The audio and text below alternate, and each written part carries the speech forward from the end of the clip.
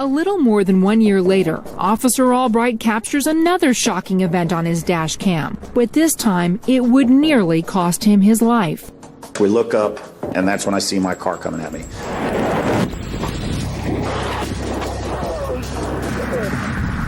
September 7th, 2003. It's about 1 o'clock in the morning, and Kyle Albright is once again on the lookout for drunk drivers. I was just doing what I call my drunk run. Stay off the main roads because drunk drivers will take a lot of back roads, a lot of side streets to avoid getting caught. Albright eyes a possible drunk driver. There was a Corvette that was in front of me. When he hit about 85 miles an hour, I turned my lights on. Albright pulls over the suspect and starts to administer a DUI test. I did all my field sobriety tests, determined that the individual was too intoxicated to be driving, placed him under arrest for driving under the influence of alcohol. Turn your wrist. As he cuffs the man, another cruiser pulls behind Albright's vehicle and turns on his dashboard camera. He pulled up to help keep an eye on me, the traffic, and the passenger that was in the car. Trooper Albright pats down the DUI suspect, searching for weapons and drugs. All right, go ahead and spread your feet apart. Spread your feet way apart. Point your toes out. I was almost done. I was searching his very last leg to put him in the car and take him to jail. Okay, you say you don't have anything else going to stick me or poke me or cut me, right? No. Suddenly, without warning,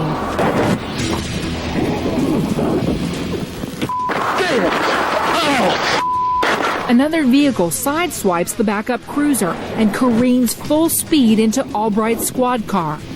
We look up, and you can see us look up right at the last second, and that's when I see my car coming. Both dash cams catch the brutal crash. Kyle Albright's left leg is mangled on impact, and the pain is excruciating. I had planted my foot to try and move out of the way, and the bumper actually hit me on the inside of my leg, and it bent my knee to the side instead of front back like it's supposed to bend. Oh, my knee is killing me. Son of a bitch. The force kind of just threw me over the top of the first car that I had stopped, and I ended up next to the guardrails. Trooper Albright goes into crisis mode. He hops on one foot, tending to the injured. It's kind of one of them things where you just kind of fight through the pain and, okay, where's the officer at? Where's this guy at? Where's this person at? What's going on? The DUI suspect is crushed between his car and Albright's cruiser. On impact, Albright had lifted the man off the ground, possibly saving him from a worse injury. Apparently, I picked him straight up off the ground because my car hit him on the front side of his legs, and it smashed him down on top of the hood of my car. Take those off of him, please. Albright and another officer dislodge the man from between the two vehicles. Incredibly, he only suffers minor injuries. Once I realized where everybody was at, I kind of collapsed in the grass, and that's when it really started hurting. Oh, my knee's killing me. Authorities soon determined that the driver who slammed into Trooper Albright's vehicle is 50-year-old Robert Stein. Stein is intoxicated and has traces of cocaine in his system. Set your ass on the ground right now! Police arrest Stein, and he's found guilty of 2 counts of aggravated vehicular assault and is sentenced to 3 years in prison.